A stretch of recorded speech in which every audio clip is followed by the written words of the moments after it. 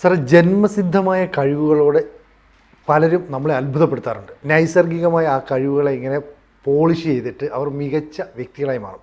ഇപ്പം B2 stealth bomber വിമാനങ്ങളാണ് മാധ്യമങ്ങളിലൊക്കെ പ്രധാന ചർച്ചാ വിഷയം.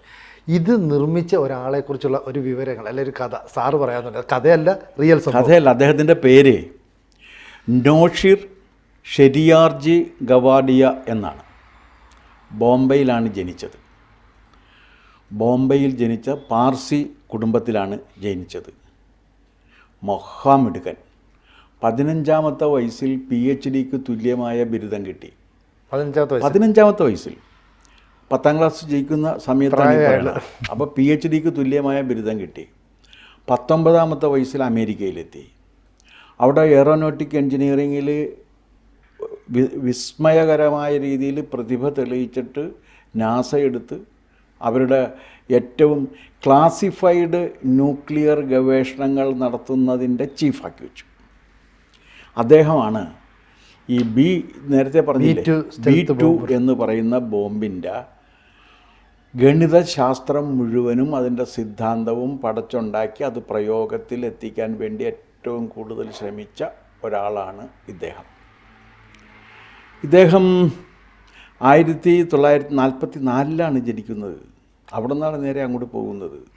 അവിടെ പോയി കഴിഞ്ഞിട്ട് ഇദ്ദേഹത്തിന് വലിയ രീതിയിലുള്ളത് കിട്ടി. CIA വിമാനം ഡിസൈൻ ചെയ്ത്, CIA വിമാനം എന്ന് പറഞ്ഞാൽ പ്രത്യേക വിമാനമാണ്, അത് ഡിസൈൻ ചെയ്ത് കൊടുത്തതൊക്കെ ഇദ്ദേഹമാണ്. 64-ൽ അമേരിക്കയിലെ സ്വാഭാവിക പൗരനായി അദ്ദേഹം പ്രഖ്യാപിക്കപ്പെട്ടു. അദ്ദേഹം ഈ ക്ലാസിഫൈഡ് എയറോനോട്ടിക്സ് എന്ന് വെച്ചാൽ ഇത് രഹസ്യാത്മകമായിട്ടുള്ള എയറോനോട്ടിക് എൻജിനീയറിങ്, അതിൻ്റെ നാസയുടെ സയൻറ്റിസ്റ്റുകളെ പഠിപ്പിക്കുന്നതിൻ്റെ പ്രൊഫസറായി. കുറേ കഴിഞ്ഞപ്പോഴേക്കും അദ്ദേഹം അതിൽ നിന്ന് വിട്ടുപോന്നിട്ട് സ്വതന്ത്ര കൺസൾട്ടൻ്റായി ഇതിൻ്റെ. അങ്ങനെ കൺസൾട്ടൻ്റായി പുള്ളി പ്രവർത്തിച്ചുകൊണ്ടിരിക്കുക എന്ത് ചെയ്യുമെന്ന് വെച്ച് കഴിഞ്ഞാൽ പുള്ളിക്ക് കിട്ടുന്ന സൗകര്യങ്ങൾ പോരാ എന്ന് തോന്നുകയും അങ്ങനെ പോരാതെ ആയി കഴിഞ്ഞപ്പോഴേക്കും പുള്ളി ഒരു ഹണി ട്രാപ്പിൽപ്പെട്ട്. എന്നിട്ട് എന്ത് ചെയ്യുമെന്ന് വെച്ചാൽ വലിയ തുക വാങ്ങിയിട്ട് ഈ ക്ലാസിഫൈഡ് രഹസ്യങ്ങൾ പുള്ളി ചൈനക്ക് കൈമാറി. 2005-ൽ ഒരു ദിവസം രാത്രി നേരെ പോലീസ് ചെന്ന് പുള്ളിയെ അറസ്റ്റ് ചെയ്ത് 50 കൊല്ലത്തേക്ക് ശിക്ഷിച്ച് ഇപ്പം ജയിലിലാണ്. ഇപ്പം നമ്മൾ ഈ B2 വിമാനങ്ങളും അതിൻ്റെ ബോംബും ആ ബോംബിൻ്റെ പ്രവർത്തനങ്ങളും ഒക്കെ പറയുമ്പോൾ അത് ഉണ്ടാക്കിയ മനുഷ്യന് ഇങ്ങനെ ഒരു കാര്യവും കൂടി ഉണ്ട് എന്നുള്ളതാണ്. അപ്പോൾ ഇതിൽ ഈ ഹണി ട്രാപ്പിന് വലിയൊരു ചരിത്രമുണ്ട്. ഒരുപാട് വലിയ മഹാപ്രതിഭാശാലികൾ ഹണി ട്രാപ്പിൽ വീണു പോയിട്ടുണ്ട്. അതിലൊന്നാണ് ഡോക്ടർ ഫൗസ്റ്റസ്. ഡോക്ടർ ഫൗസ്റ്റസ് എന്ന് പറഞ്ഞാൽ ക്രിസ്റ്റഫർ മാർലോ എന്ന് പറയുന്ന വിഖ്യാതനായ നാടകകൃത്തിൻ്റെ, ഷേക്സ്പിയറെ പോലെ തന്നെ ഏറ്റവും വിഖ്യാതനായ നാടകകൃത്താണ്. എനിക്ക് ഒരു പക്ഷേ ഞാൻ ഷേക്സ്പിയറേക്കാൾ കൂടുതൽ ഇഷ്ടപ്പെടുന്നൊരു നാടകകൃത്താണ് ക്രിസ്റ്റഫർ മാർലോ, അദ്ദേഹത്തിൻ്റെ ഡോക്ടർ ഫൗസ്റ്റസ്. ഈ ഡോക്ടർ ഫൗസ്റ്റസ് എന്ന് പറയുന്ന കക്ഷി അന്ന് ജീവിച്ചിരിക്കുന്ന ഏറ്റവും വലിയ ബുദ്ധിരാക്ഷസനാണ്. അദ്ദേഹത്തോളം ബുദ്ധി വേറെ ഒന്നിലുമില്ല. അപ്പോൾ ഇദ്ദേഹത്തെ വശഗതനാക്കുന്നതിന് വേണ്ടി ചെകുത്താൻ പരിശ്രമിച്ചുകൊണ്ടിരിക്കുകയാണ് മിസിഫസ്. അപ്പോൾ ഇതിൻ്റെ ഒരു ബാക്ക്ഗ്രൗണ്ട് എന്താണെന്ന് വെച്ചാൽ ആത്മാവ് വിറ്റ് ലോകം നേടുക എന്ന് പറയുന്നൊരു സങ്കല്പം യേശുദേവൻ പറയുന്നുണ്ട്. ആത്മാവ് വിറ്റ് ലോകം നേടുക. ഈ ആത്മാവ് വിറ്റ് ലോകം നേടിയാൽ എന്ത് സംഭവിക്കും എന്നുള്ള കാര്യം കൂടി ഈ നാടകത്തിൻ്റെ ഏറ്റവും ഗഹനമായ പ്രതിപാദ്യ വിഷയം സത്യത്തിൽ അതാണ്.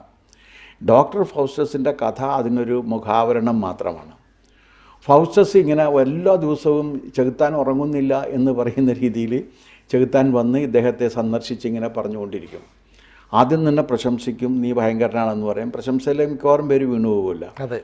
അങ്ങനെ വീഴ്ത്തി വന്നു കഴിഞ്ഞപ്പോഴേക്കും പറഞ്ഞ്, നിനക്ക് ഞാൻ ഈ ലോകത്തിലെ മുഴുവൻ ഐശ്വര്യവും കീഴ്പ്പെടുത്താൻ കഴിയുന്ന വിദ്യ തരാം, പകരം നീ എനിക്ക് നിൻ്റെ ആത്മാവ് മാത്രം തന്നാൽ മതി.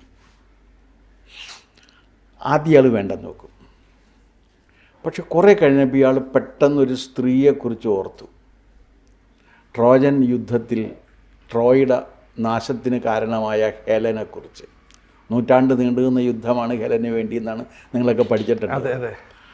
ആ ഹെലൻ അപ്പോൾ ഇയാൾ ചോദിച്ചു, എല്ലാം കിട്ടുമോ എന്ന് ചോദിച്ചു. എല്ലാം കിട്ടും. എങ്ങനെയൊക്കെ കിട്ടും? എങ്ങനെയൊക്കെ വേണമെങ്കിലും കിട്ടും. അപ്പോൾ ചോദിച്ച്, നൂറ്റാണ്ടുകൾക്കപ്പുറത്ത് മൺമറഞ്ഞു പോയ മനുഷ്യരെ നമുക്ക് അതേ രീതിയിൽ കൊണ്ടുവന്ന് നിർത്താൻ കഴിയുമെന്ന് ചോദിച്ചു. ഓ പറ്റും. ഇയാൾ അങ്ങനെ സമ്മതിച്ചിട്ട് ആത്മാവ് വിറ്റത് നേടുകയാണ്. ഇത് കിട്ടിക്കഴിഞ്ഞിട്ട് ഉടനെ തന്നെ ചെയ്തത് എന്താണെന്ന് വെച്ചാൽ ഹെലനെ ആവാഹിച്ച് മുന്നിൽ നിർത്തുകയാണ്. ആ ഹെലൻ്റെ മുഖം ഈ 2 കൈക്കുമ്പിളിലും എടുത്തതിന് ശേഷം ഇയാൾ പറയുന്ന വാക്യം ഒരു പക്ഷേ നിങ്ങളുടെ ഇംഗ്ലീഷ് അധ്യാപകർ നിങ്ങൾക്ക് പറഞ്ഞു തന്നിട്ടുണ്ടാകും.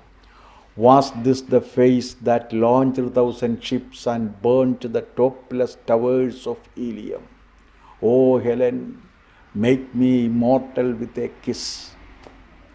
ഇത് ഞങ്ങളുടെ ഇംഗ്ലീഷ് അധ്യാപകരൊക്കെ ഞങ്ങളെ പറഞ്ഞ് വിസ്മയിപ്പിച്ചിട്ടുണ്ട്.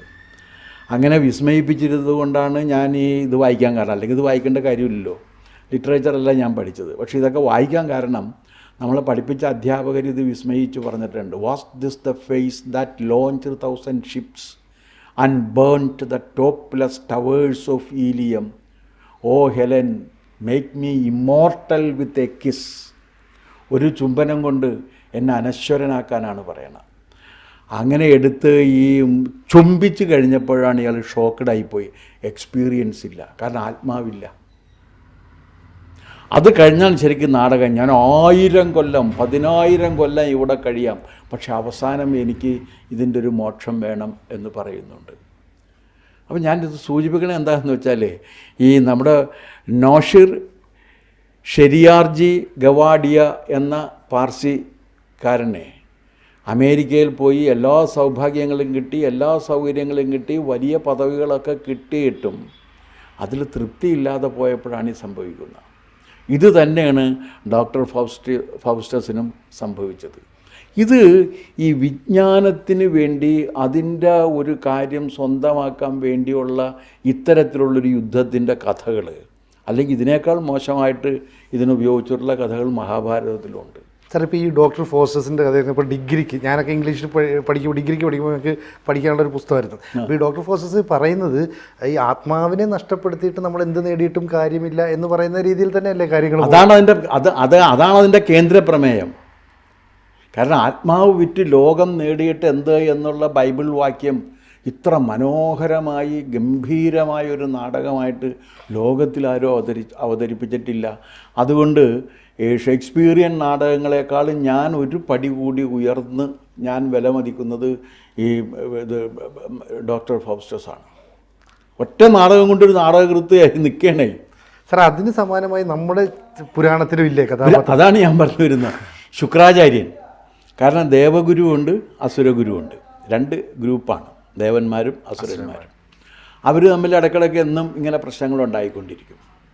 അപ്പോൾ ഈ വിജ്ഞാനത്തിൻ്റെ കാര്യത്തിൽ ദേവഗുരുവിനേക്കാളും മിടുക്കനാണ് ശുക്രാചാര്യൻ എന്ന് പറഞ്ഞ അസുരഗുരു. അപ്പോൾ ശുക്രാചാര്യൻ കണ്ടെത്തിയിരിക്കുന്ന വിദ്യ, ആ വിദ്യ ദേവന്മാർക്ക് കിട്ടണം. അമരത്വം ലഭിക്കാവുന്ന വിദ്യയാണ്. ആ വിദ്യ ദേവന്മാർക്ക് കിട്ടണം. പക്ഷെ ആ ദേവന്മാർക്ക് ചെന്ന് ദേവന്മാരിൽ ആര് എന്നാലും ശുക്രാചാര്യരെ പഠിപ്പിക്കുകയില്ല. ശുക്രാചാര്യർ പഠിപ്പിക്കണം എന്നുണ്ടെങ്കിൽ അസുരന്മാർ, കാരണം ഡെസിഗ്നേറ്റഡ് ഗുരുവാണ്, അത് ചതിക്കാൻ പാടില്ല. അസുരന്മാരുടെ ഡെസിഗ്നേറ്റഡ് ഗുരുവാണ്, മറ്റേത് ദേവന്മാരുടെയും ഡെസിഗ്നേറ്റഡ് ഗുരുവാണ്. അപ്പോൾ ദേവന്മാരുടെ ഡെസിഗ്നേറ്റഡ് ഗുരു ദേവന്മാരെയും അസുരന്മാരുടെ ഡെസിഗ്നേറ്റഡ് ഗുരു അസുരന്മാരെയും പഠിപ്പിക്കണം. പക്ഷേ ഒരു യുദ്ധത്തിൽ ഏറ്റുമുട്ടാവുന്ന 2 കൂട്ടരെയും പഠിപ്പിക്കാൻ ഭാഗ്യം കിട്ടിയ ഒരാളേ ഉള്ളൂ, അത് ദ്രോണാചാര്യരാണ്. പാണ്ഡവരെയും കൗരവരെയും പുള്ളി ഒരുപോലെ വിദ്യ പഠിപ്പിച്ചു. രണ്ടുപേരും ഏറ്റുമുട്ടുകയും ചെയ്തു. മറ്റതങ്ങനെയല്ല. മറ്റത് ദേവന്മാരുടെ വിദ്യ ദേവന്മാർക്കും അസുരന്മാരുടെ വിദ്യ അസുരന്മാർക്കും. അപ്പോൾ ഈ ശുക്രാചാര്യർ പഠിപ്പിക്കുന്നതൊക്കെ ഇതാണ്. അങ്ങനെ ഈ വിദ്യ അദ്ദേഹത്തിൽ നിന്ന് തട്ടിയെടുക്കുന്നതിന് വേണ്ടി നിയോഗിക്കപ്പെട്ട ദേവകുമാരനാണ് കചൻ. അല്ലാണ്ട് അത്ര സിമ്പിളായിട്ടുള്ളൊരു കേസല്ല. നമ്മുടെ ഇവിടെ അദ്ദേഹത്തെക്കുറിച്ച് ഇപ്പോൾ യയാതിയിൽ ഇതുണ്ട്. VS ഖാണ്ടേക്കറുടെ മഹാഭാരതത്തെ ആസ്പദമാക്കി ഇന്ത്യയിൽ എഴുതപ്പെട്ടേക്കണ ഏറ്റവും ഗംഭീരമായ ഒരു ക്രിയേറ്റീവ് വർക്ക്, നോവൽ എന്ന് പറയാവുന്നത് എന്നെ സംബന്ധിച്ചിടത്തോളം VS ഖാൻഡേക്കറുടെ യയാതിയാണ്. യയാതി അതിൻ്റെ തർജ്ജമ മാതൃഭൂമി ആഴ്ചപ്പതിപ്പിൽ മറ്റേ AS നായരുടെ ചിത്രങ്ങളോട് കൂടിയാണോ, ഞാനതൊക്കെ ഇപ്പോഴും ഓർക്കുകയാണ്. ആ താളുകൾ വരെ എനിക്ക് ഓർമ്മയുണ്ട്.